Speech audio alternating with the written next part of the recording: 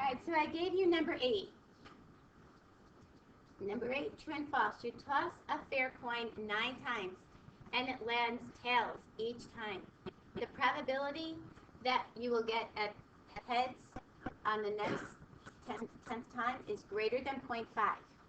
Actually, they should have said it getting a tails, and that would have been more believable. But this is false. When you flip a coin, it is an independent event, independent of the one before it. So it has no bearing on what you've thrown today. Today we're going to do a little coin thing today. I gave you number 11 through 14. You had to match these up. Okay, now, we went through the thing with the tree. So if this one was a little tough to do, this is because it was a 1/2. If you did your coin heads, this was a 1/2, 1/2. And then you had 10 of these things, each one being 1/10. If you multiplied them across, that's 1/20th. That's the 0.05. That one might have been the little tougher one to get yet. So you probably could have just done it by reason of elimination. A number generator is used to select a number between 1 and 100. What is the probability that you get a 153? That's not in your selection of numbers. That's 0. Probabilities go again from 0 to 1. This is impossible, such as this one. I can't get a 153 if I only go up to 100. This is certain. It will always happen. A game show contestant must randomly select a door. One door doubles her money while the other 3 doors leave her no winning. What is the probability that she selects the door? She has how many choices of the doors? 4. And how many is the winning one? 1. So 1 out of 4. Everybody okay with that one? 0.25. So now you've used both of these. And we used this one, but just in case you didn't see that. The number 14, 5 of the 100 digital video recorders in an inventory are known to be defective. What is the probability that out of 100 that you pull one that is not defective? How many are not defective? 95. So I have 5 defective, 95 not defective. Now this is the problem when they write these things. Who says not defective? We usually say they're good. Excuse me, thank you. So you have to remember, part over whole, 95 over 100. And you have a very high chance of getting one that's good, right? Because you only have, out of 100, you only have 5 that are wrong, that are bad. So that would have been this guy. And then this one, you could have deducted it, you know, in reason of deduction and figured that one out. Are we good with this? Figuring out those probabilities?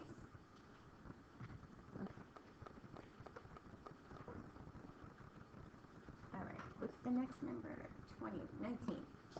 19, drawing a tree. This was a good one. Remember, your trees need to have a trunk. They need to have a beginning. They can't be like this. This one, this one, this one, this one. They have to be connected. So the first thing we do is determine your blood type. Then we determine if they're positive or negative. So I have a type A positive. I have a type A negative. I have a type B positive, type B negative. When it's a simple 2-branch tree, is if you can just follow your pattern to get there, to get your sample space. We consider this our tree. This is our sample space. And then we can work our probabilities right off the sample space. Questions?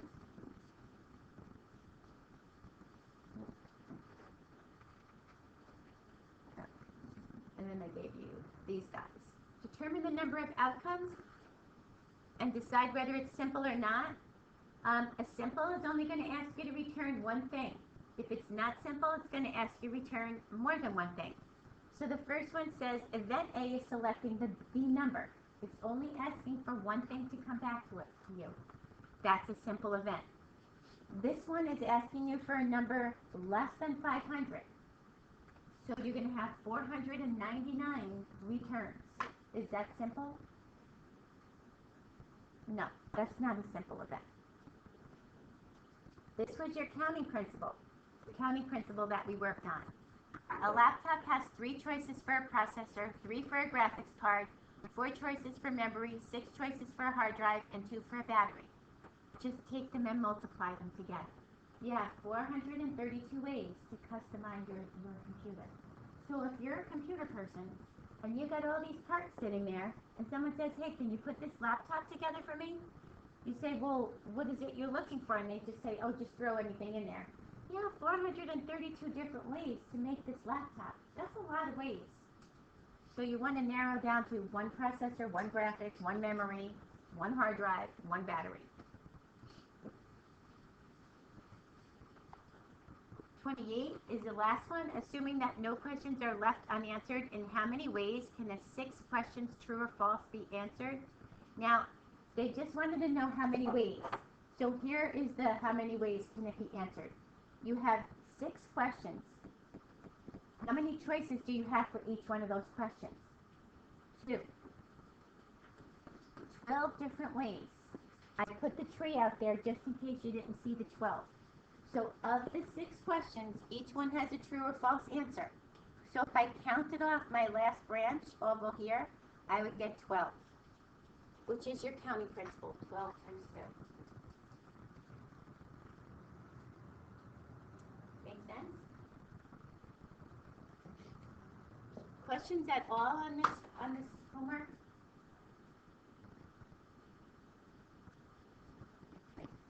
Alright. We're going to hit a couple of one of them is called classical, or actually theoretical. This is by theory.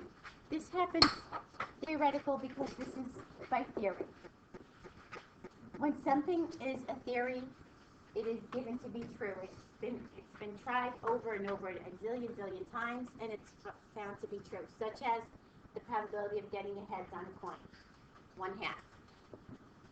Each outcome in a sample space is equally likely to occur. The probability has been proven over time. The probability of getting a 1 on a 6-sided die. There are 6 sides. I should hit the 1 out of 6 times. I should hit a 2 1 out of 6 times. I should hit a 3 1 out of 6 times. This is what the theory tells me. What actually happens when I roll the die, I may not get 1 out of 6 all the time. It may be I don't even roll a 1 out of 25 times, 24 times. So maybe I don't roll a 1. That is a little different. Theory tells me I should get 1 out of 6. The number of outcomes over the total in your sample space. The number of outcomes in your event over the total in your sample space. Probability is always part over whole. Probability can never be negative. Probability can never be greater than 1, because it is always part over whole. If it's always going to happen, then it's a 1. If it's never going to happen, it's a 0. So you roll a 6-sided die, and you find the probability of rolling a 3. Theoretically, what would that event be? Probability of rolling a 3. What would that be? Theoretically. 1 out of 6. Probability of rolling a 7? Not possible, so we say 0. Probability of rolling less than 5? If this is your die, how many are less than 5? 4. 4 out of 6, or we can reduce that to 2 out of 3. Okay, that's all we're looking for. Theoretically, nothing's going to change. It's going to be the same thing every time we do this, unless they specifically tell you they have a weighted die. We assume that it's fair unless they specifically tell us. Cards. We do a lot with cards. You select a card from a random deck. You find the probability of each event. How many cards in a deck?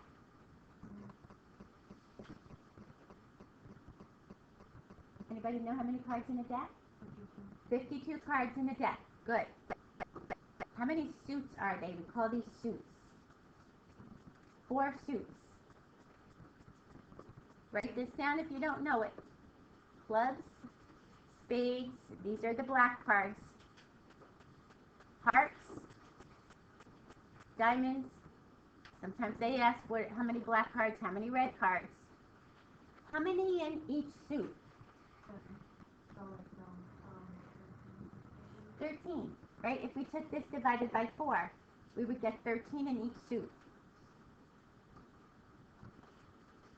They have 1, the ace is a 1 through 9, that gives you 10, well, that gives you 10 cards, right? 1 through 9 gives you 10, and 3 picture cards. So you should get 13 in each suit. What else can we say? That's pretty much it. And 1/4, these occur 1/4 of the time. 3 picture cards in each suit. A picture card is a jack, a queen, a king. And the ace counts as a 1. Okay. So what is the probability of selecting a 9 of clubs? And we write it like this. Probability of 9 of clubs. 1 out of 52. There's only one 9 of clubs, and there's 52 possible cards. 1 out of 52. This works for any specific card that I ask you for. A king of hearts, an ace of diamonds, a jack of clubs. Any specific card has the same probability, 1 out of 52. What is the probability of selecting a heart? 13 out of 52, or I could say, well, that is 1 suit out of 4, right? Probability of selecting a diamond, a heart, a club, or a spade. 52 out of 52, isn't this always going to happen? So I want a heart, a diamond, a club, or a spade. This is going to always happen. That's my certain. My 1, 52 out of 52. There's nothing else in my deck that I could draw. That's what this tells me. Okay. So these are kind of probably things that you at least have looked at before, right?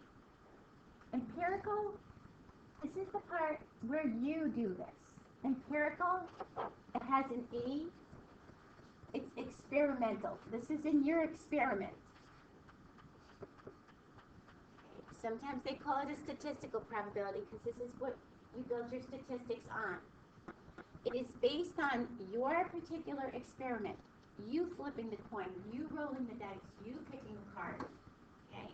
And then you see how it compares to your theoretical. So it's the frequency of your event E over your total frequency. You might not always get 1/2 heads every time you flip a coin. You might not always get 1/6 of the time you always pull a 1. Always roll a 1. Subjective probability is a little bit different. This is based on your gut feeling. News people, weather reporters, how many times do you listen for snow and you watch Channel 2 and they say 50% chance of snow? You watch Channel 7 and they say, well, it doesn't look like we're going to get any snow, like maybe 10, 20% chance of snow. You watch another channel and they're like 80% chance of snow. How could they all be different when they track the same thing? They look at, theoretically, what has happened in the past. They look at all the weather conditions that have happened in the past, and they throw a little bit of their own instinct into there. So they say, I've seen this before. I've looked at the models. The model that I like best is, when we get those major storms, do you ever watch Lonnie Twins? He does that news center thing. You can always tell when it's a serious thing. He rolls up his sleeves, he takes his jacket off, and he rolls up his sleeves. That's when you know we're having a serious weather event. It's true. Otherwise, he has a jacket on, he's all nice and good looking there. But when he's in the midst of the storm, he's got his sleeves rolled up, he's really into it. But he will show you like 4 or 5 different models, especially like when we have those hurricanes coming up. He will show you all the models, all the nor'easters. He will show you what the trends are, where they tend to go. And then he will pick the one that he thinks is going to happen. That's subjective. That's the subjectivity. this is what we say when it comes to grading. We like to avoid subjectivity. We want to be objective all the time. We don't want to put our own influence into your grading. Writing an essay, you probably see when you write an essay and someone else writes an essay and you say, well, I wrote it the same way, I had the same things. It's that person who graded it has a little bit of subjectivity in there. Maybe that person saw something in your writing that was a little different. A little bit of a gut feeling. She knew what was going on in your writing versus the other one. So subjectivity is good, and it can be against you as well. Okay. Let's hit one of these. Let's just hit a couple of these, and then hopefully maybe tomorrow we'll do the statistics thing. All right, I want you to get an understanding first. A company is conducting an online survey of randomly selected individuals to determine how often they recycle. So far, 2,451 people have been surveyed, and the distribution is shown in these results. What is the probability that the next person surveyed always recycles? I don't know what the next person surveyed is going to say, right? I'm going to say, I don't know what they're going to say. So how can we figure out a probability to see what they would do? We take a look at what has already been returned, and we predict. We use probabilities for predictions, for forecasting, for trend setting. So we take the total responses, and we say, what is the probability that it always happens?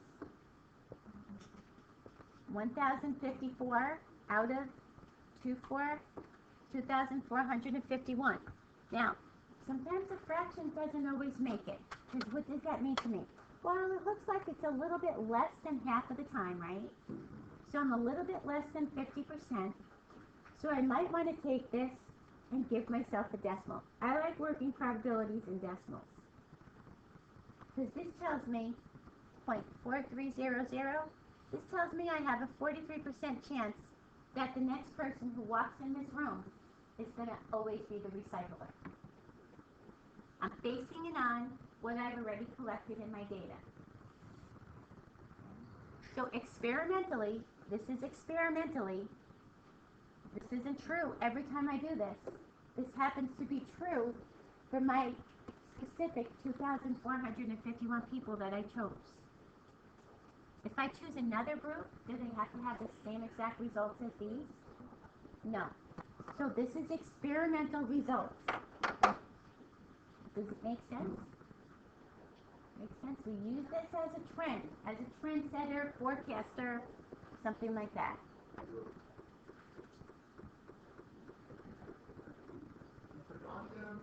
Okay, so using this piece of information, an insurance company determines that in every 100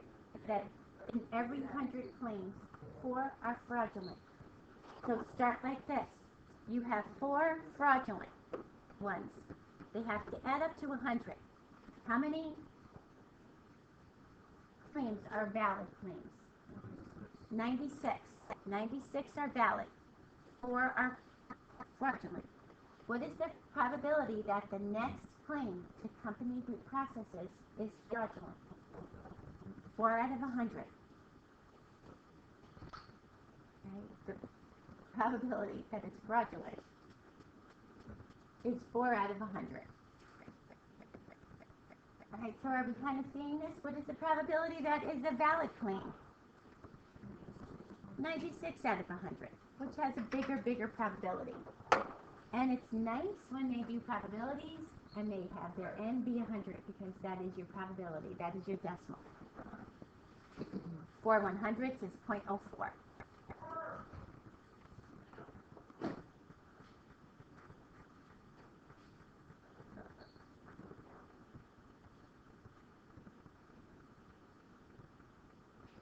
The company is conducting a phone survey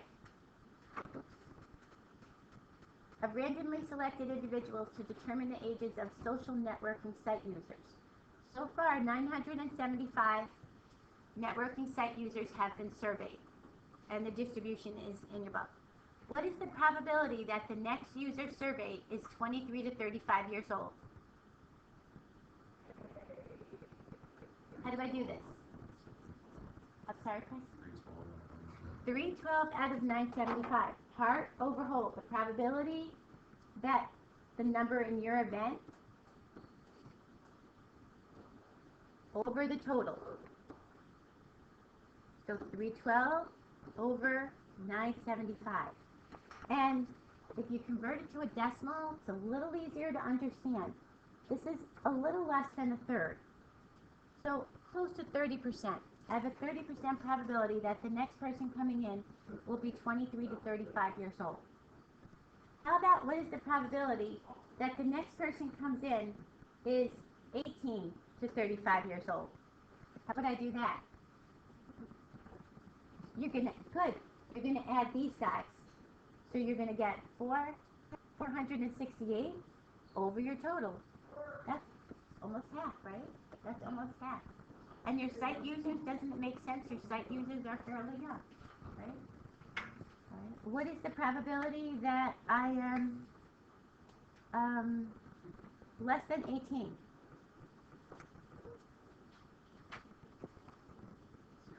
Zero. According to my work here. According to my work. Zero. Not going to happen. This is the only numbers that I'm looking at. I mean, there can be someone, but not in my chart. Okay. So are we kind of seeing this?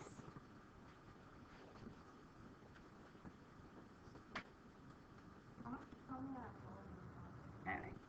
Now, the last thing I want to go over with you guys, and this is what we're going to work on, we'll have to do this experiment tomorrow, is the law of large numbers. The law of large numbers says if you repeat your experiment over and over and over and over, it approaches a theoretical probability. And it makes sense, because how do they get a theoretical probability? They run this thing over and over and over and over a zillion times. They have machines, they simulate these. It's not like a person just doing this experiment. They have machines to simulate it. And they'll do millions and millions and millions of times. And all it takes is one event to counteract that one and then disprove that theory. So they want to make sure they do this as many times as possible.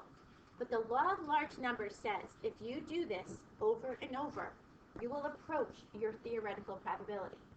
If I flip a coin 1,000 times, I'll get closer to my theoretical probability than if I just did it 5 times. If I did it 10,000 times, I will get even closer to my theoretical probability. So that's what the law of large numbers tell us. The probability that you will, okay, so classify this as, oh, all right, so that's your law of large numbers. So we're going to classify these guys as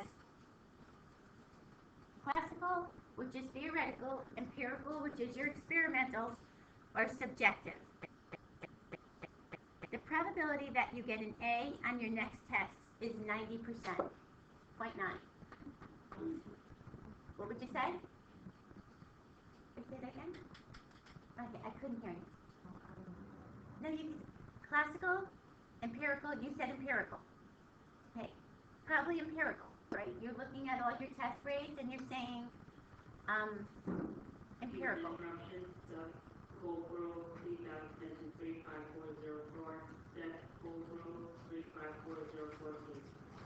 Does it have a little bit of your gut feeling in there? Has a little bit of your gut feeling.